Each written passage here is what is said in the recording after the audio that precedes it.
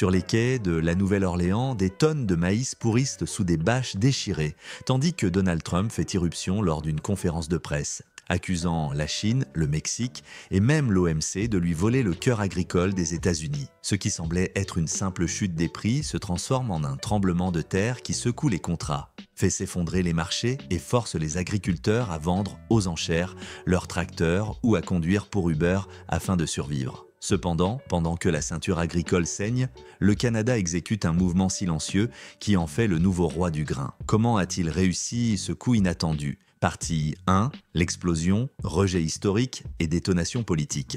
Les lumières des quais de la Nouvelle-Orléans ne s'allument pas, elles tremblent. Sous des bâches déchirées, des montagnes de maïs gonflent dessous la pluie, tandis que les caméras se tournent vers une conférence de presse qui embrase la carte. Donald Trump ne se contente pas d'accuser. Il pointe du doigt, crie et promet des représailles contre ceux qui, dit-il, volent le pain du Midwest.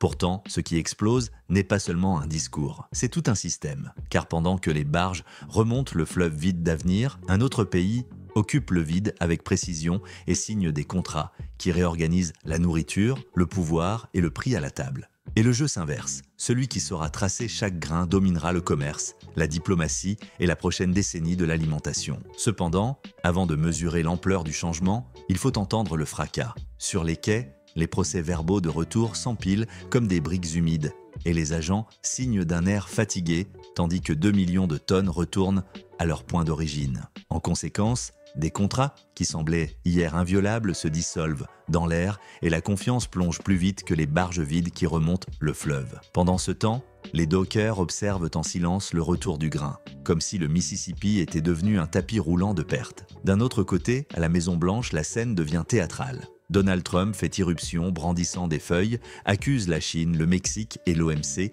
et construit un récit de trahison qui trouve un écho dans les cuisines de la ceinture agricole. Pourtant, les marchés n'écoutent pas les discours, ils écoutent les prix.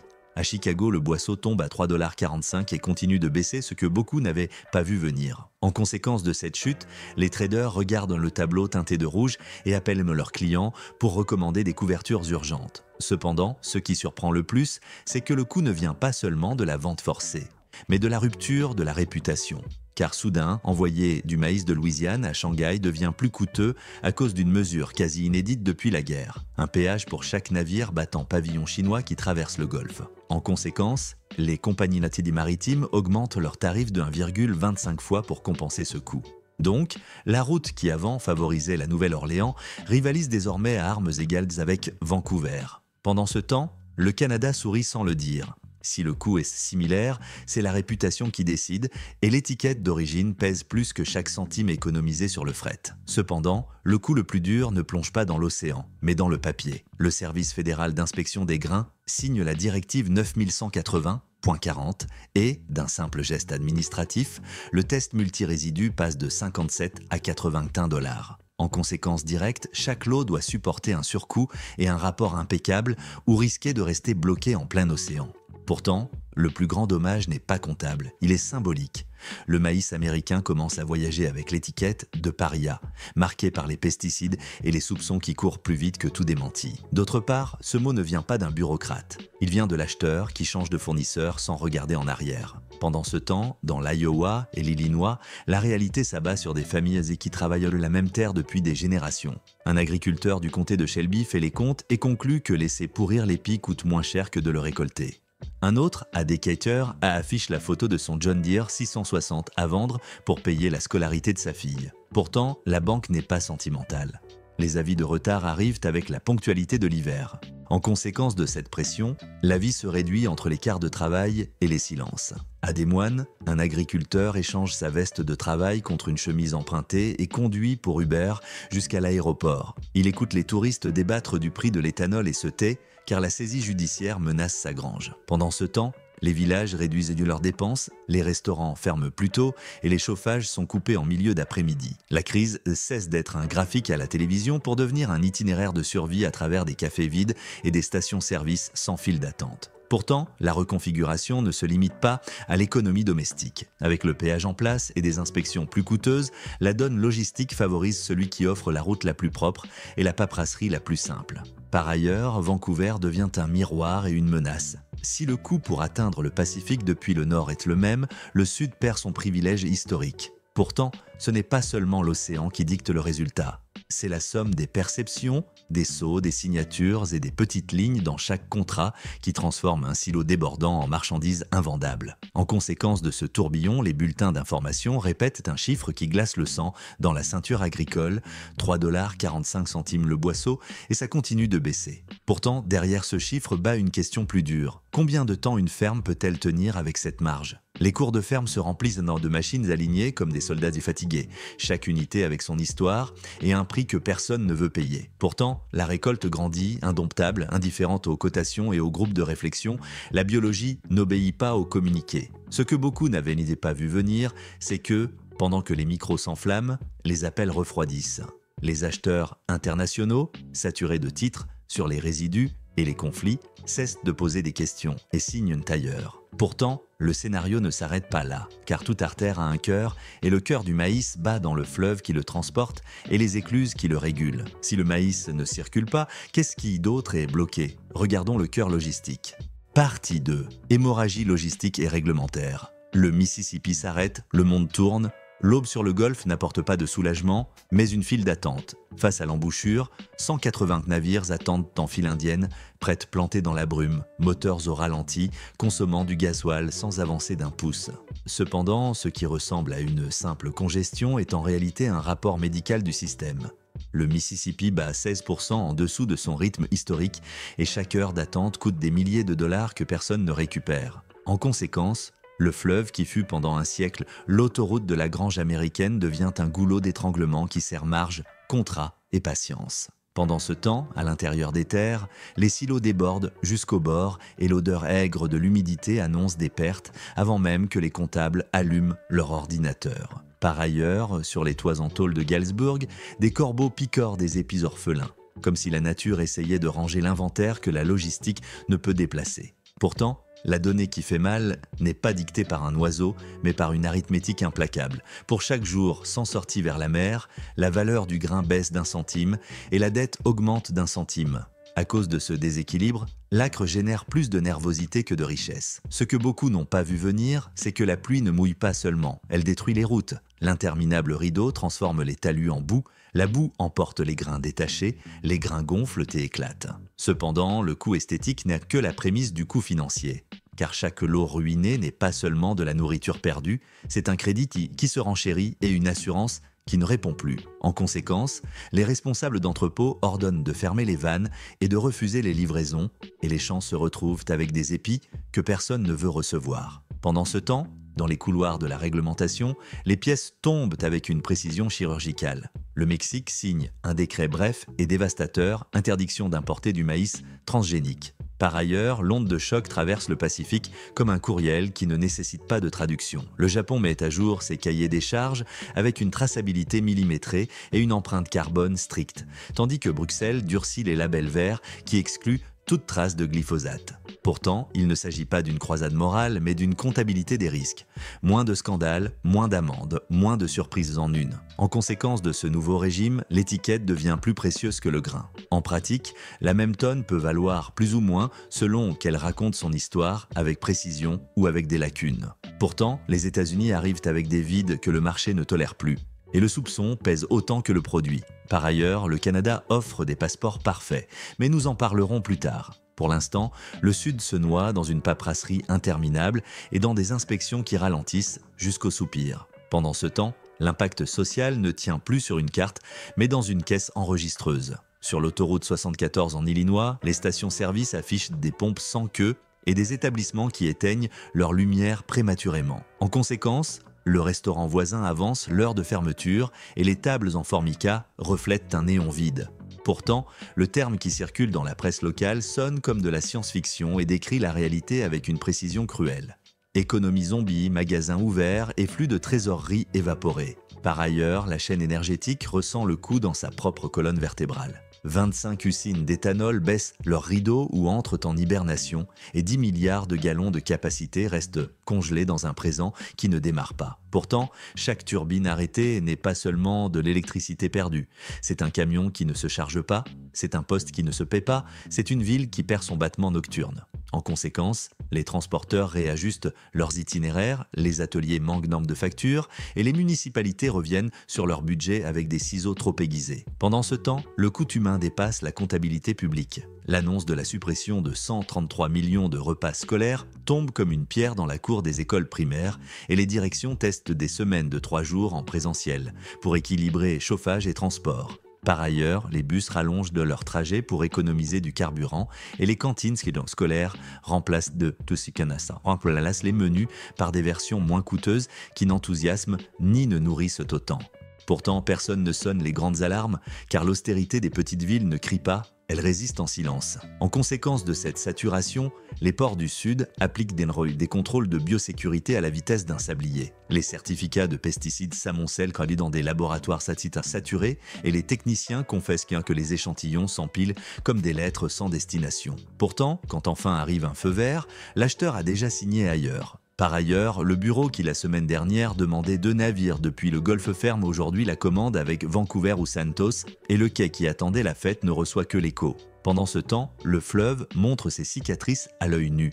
Sur l'Illinois River, les barges réduisent leur chargement pour éviter les faibles tirants d'eau et les patrons de remorqueurs comptent les heures mortes en regardant les bancs de sable qui grandissent comme de nouvelles îles. En conséquence, chaque voyage nécessite plus d'étapes et plus de carburant pour transporter moins. Et la mathématique des marges devient une énigme insoluble. Pourtant, personne ne peut arrêter la physique de l'eau ni l'arithmétique du temps. Par ailleurs, la somme des obstacles pousse certains agriculteurs à une décision impensable il y a à peine un an. Arrêter les semis de la prochaine saison tant qu'un acheteur ne s'engage pas. Pourtant, ce frein, multiplié par comté et par État, devient un signal lu par les marchés de Tokyo et Hambourg, et la prophétie s'accomplit d'elle-même. En conséquence, les prix futurs ne récompensent pas le risque. Ils pénalisent le doute. Ce que beaucoup n'ont pas vu venir, c'est que la logistique pouvait devenir un argument politique. Et ce que peu acceptent, c'est que cet argument politique pouvait se traduire en géographie. Pendant ce temps, la moitié sud de la carte accumule les obstacles, tandis que la moitié nord perfectionne une autoroute vers le Pacifique avec la ponctualité d'une montre suisse. Pourtant, avant de regarder cette voie des Tewa rapides née entre les prairies gelées, il convient de reconnaître l'ampleur du silence. Lorsqu'un pays qui nourrissait le monde tarde à nourrir ses propres routes, quelqu'un d'autre prend la place à table. En conséquence de tout cela, les caméras qui hier pointaient vers le Golfe commencent à se tourner vers le nord-ouest. Par ailleurs, sur la côte de la Colombie-Britannique, les grues bleues bougent avec une précision qui n'improvise pas, les trains arrivent à l'heure et les conteneurs trouvent leur retour rentable. Pourtant, ce n'est pas seulement l'efficacité qui explique cet avantage, c'est une promesse écrite dans des données que l'acheteur peut lire sans traducteur. Tandis que le Sud sombre dans des papiers humides, le Nord transforme la traçabilité en passeport. Et pendant ce temps, la question inévitable se pose avec la force d'un courant souterrain. Si le Sud s'arrête à cause des règles, des péages et des soupçons qui capitalisent la confiance perdue, et à quel prix ? Ce qui suit n'est pas un miracle, c'est une stratégie. Tandis que le Sud se noie dans la paperasserie, le Nord perfectionne une autoroute vers le Pacifique. Maintenant, regardons comment le Canada a transformé le grain propre en un luxe certifiable. Partie 3. Le coup maître du Canada, du grain propre au luxe certifiable. Le soleil se lève sur les prairies de la Saskatchewan comme s'il polissait le métal des silos.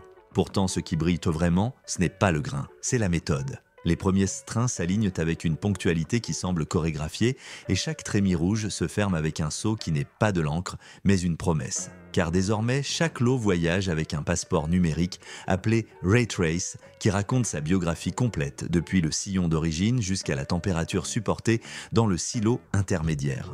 Grâce à cette mémoire parfaite, l'acheteur n'achète plus des tonnes, mais des certitudes mesurables, et la confiance cesse d'être un adjectif pour devenir une donnée. Pendant ce temps, à Regina, un centre de contrôle surveille en temps réel ce qui auparavant n'était qu'intuition. Capteurs d'humidité dans les champs, balises sur les wagons, relevés de dioxyde de carbone au kilomètre et photos du moment exact de l'application de l'engrais. D'autre part, si quelqu'un à Tokyo veut vérifier un chiffre, il peut le faire sans appeler personne car l'historique complet accompagne le maïs comme une ombre indélébile. Pourtant, le vrai tournant ne s'est pas fait dans un bureau, mais au Parlement quand Ottawa a adopté la loi des 3 non. Non aux organismes génétiquement modifiés. Non au glyphosate, ni à ses résidus mesurables dans le sang, non aux empreintes carbone au-delà du seuil européen fixé par la norme énergétique la plus exigeante. En conséquence, ce qui semblait jadis un carcan s'est transformé en clé maîtresse des marchés premium. Cependant, une loi sans muscle reste un geste, et ici il y eut du muscle. Crédits à 10 ans pour la reconversion des pratiques, avantages fiscaux pour installer des séchoirs fonctionnant à l'énergie propre, assurance à l'export qui couvre jusqu'au dernier centime si une cargaison était rejetée pour critères environnementaux. Et de plus, un soutien explicite de l'Agence de promotion des exportations qui garantit les paiements par lot afin que même une famille agricole puisse vendre de l'autre côté de l'océan sans peur de non-paiement. D'autre part, la banque coopérative a cessé de voir le secteur agricole comme un risque pour le considérer comme un actif de haute technologie avec des flux de données vérifiables. Pourtant, le thermomètre le plus honnête d'une stratégie, c'est le prix. Sur les places financières apparaît une prime constante qui sépare le maïs canadien du contrat de référence à Chicago. Les traders l'ont baptisé Carbon Free Premium et ce n'est pas du marketing. C'est la récompense pour livrer un produit capable de passer 10 audits consécutifs à Anvers sans une seule anomalie. En conséquence, le Japon signe des contrats à 5 ans, la Corée conclut des accords jumeaux et l'Union européenne renouvelle des quotas préférentiels pour ce qui arrive avec un passeport vert et un historique impeccable. Ce que beaucoup n'ont pas vu venir, c'est que cette prime ne gonfle pas seulement la facture, elle protège aussi la réputation en période de scandale et dans ce marché, la réputation vaut plus qu'un dixième de marge. Pendant ce temps, la logistique devient une alliée invisible. Les mégaports asiatiques déchargent les marchandises et, d'autre part, les conteneurs qui auparavant revenaient nœuds vides trouvent maintenant à Vancouver un remplissage rentable et certifié. La route Vancouver-Busan cesse d'être une simple ligne sur une carte pour devenir une autoroute bidirectionnelle où l'aller-retour se finance lui-même. Pourtant, il ne s'agit pas seulement de réduire les coûts de fret, il s'agit de créer une chaîne sans maillon faible car chaque étape est surveillée et chaque donnée devient preuve. En conséquence, certains opérateurs réduisent les escales sur la côte américaine et privilégient la fiabilité du corridor Pacifique que le Canada a patiemment poli comme un horloger. Deltaport, face à ce décor, avale les trains avec la sérénité de celui qui répète depuis des années. Les grues bleues élèvent des conteneurs marqués de la feuille d'érable et les placent sur le pont avec une précision de métrologue. Pendant ce temps, les corridors ferroviaires des plaines à la côte ouest fonctionnent comme des tapis roulants d'or vert. D'autre part, l'intérieur ne reste pas en reste. Des coopératives, qui, il y a 10 ans, vendaient en vrac, montent désormais des salles de contrôle avec des écrans affichant cartes thermiques, courbes d'humidité et alertes prédictives qui évitent les pertes avant même l'apparition de l'odeur âcre de l'échec. Pourtant, le plus surprenant se passe à l'intérieur des terres, car la prime de prix se réinvestit en technologie qui réduit les coûts et améliore la qualité. Des séchoirs alimentés par hydrogène vert remplacent des systèmes voraces en combustible fossile, des tracteurs électriques à autonomie étendue réduisent bruit et émissions. Des tours de télécommunication apportent la couverture là où il n'y avait auparavant qu'horizon et les systèmes d'irrigation sont contrôlés depuis une tablette grâce à des algorithmes anticipant la soif de la plante avant que celle-ci ne se flétrisse. En conséquence, le gaspillage diminue, le standard monte et la même terre produit désormais un produit qui ne concurrence plus par le prix, mais par la fiabilité. Pendant ce temps, le marketing abandonne l'adjectif pour adopter la vérification.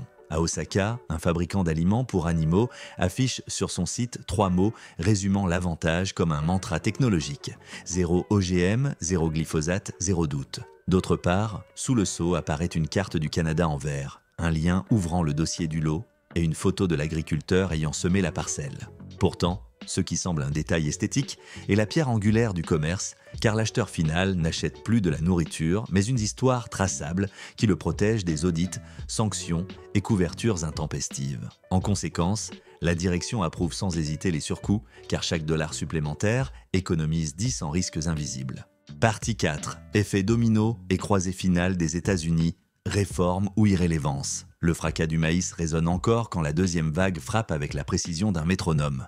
Le soja, qui semblait un refuge, dégringole avec la même violence et pourtant, le coup fait plus mal parce qu'il emporte l'architecture financière du secteur agricole. L'Europe renforce les exigences de traçabilité, le Mexique annonce des vétos préliminaires, 2 chaînes allemandes cessent de vendre de l'huile de graines modifiée et les contrats à terme se détendent comme une corde mouillée. En conséquence, 70% des hypothèques rurales, adossées au maïs et au soja, perdent leur soutien simultanément. Et la banque régionale observe son propre pouls avec l'inquiétude de celui qui entend un battement irrégulier. Pendant ce temps, les éleveurs font un calcul inconfortable. Le maïs domestique, en laissant terni par des soupçons et des péages, renchérit son empreinte à chaque litre de lait et chaque kilo de viande destiné à l'exportation. D'autre part, le maïs canadien offre un surcoût qui n'est pas un caprice, mais une assurance contre les audits et les portes closes. Pourtant, la décision d'importer un aliment premium pour sauver les marchés devient une ironie difficile à digérer au cœur de la ceinture agricole. En conséquence, les fermes laitières réduisent leurs troupeaux pour financer la transition et les abattoirs planifient leur rotation avec une prudence qui sent la récession. Ce que beaucoup n'ont pas vu venir, c'est la rapidité avec laquelle la table globale se repositionne sans effet spectaculaire. L'Australie et la Nouvelle-Zélande se précipitent pour certifier des chaînes net zéro, les ports asiatiques privilégient les contrats avec passeport vert et les assureurs européens ajustent leur police pour pénaliser toute ombre dans la traçabilité. Cependant, personne ne déclare la guerre, les contrats se réécrivent simplement avec une autre encre. En conséquence, la carte des flux pivote de quelques degrés vers le Pacifique Nord et l'hémisphère Sud, tandis que les quais du Golfe racontent plus d'histoires passées que de départs futurs. D'autre part, Washington convoque un comité d'urgence qui respire à huis clos. Sur la table, 2 routes sans raccourci possible. La route A propose d'abattre les murs tarifaires, d'homologuer les standards verts avec l'Europe et l'Asie et de verser des subventions de transition dans une blockchain agricole qui rendent à chaque lot une confiance vérifiable. Pourtant, la route B creuse ses tranchées. Plus d'inspections, plus de chèques directs, plus d'attente que la mode écologique se tapasse. En conséquence de cette égalité idéologique, le temps avance, les contrats s'évaporent et la patience électorale se réduit au rythme des échéances. Pendant ce temps, la périphérie ressent la lame. Au Nebraska, une coopérative annonce sa fermeture face au retrait des assureurs qui ne couvrent plus les expéditions sans certificat vert. D'autre part, des conseillers financiers dans le Minnesota recommandent de vendre une partie du bétail avant que l'aliment n'augmente encore de 20%. Pourtant, le plus grand changement ne se voit pas dans les gros titres, mais dans les actes. Des fonds liquides achètent des acres comptants et le transfert silencieux transforme la terre familiale en actif de portefeuille. En conséquence, l'identité de communautés entières vacille, car sans contrôle du sol, l'avenir se décide dans des salles de réunion lointaines. La carte commencée à tracer sous des bâches déchirées à la Nouvelle-Orléans a fini par révéler un schéma irrévocable. Le commerce du futur ne récompensera pas celui qui crie le plus fort, mais celui qui pourra démontrer, grain par grain, qu'il respecte les exigences du marché. Cependant, la bonne nouvelle, c'est que le chemin existe déjà et laisse des traces dans chaque contrat premium, chaque lot tracé et chaque port qui fonctionne à l'heure. En conséquence, la question n'est plus de savoir si le monde veut du maïs américain, mais si les États-Unis sont prêts à le montrer avec la même précision que celle avec laquelle le Canada le promet et le livre. Si cette analyse t'a été utile et que tu veux qu'on continue à démêler les forces qui bougent la politique, l'économie et la géographie de ta vie, like et abonne-toi.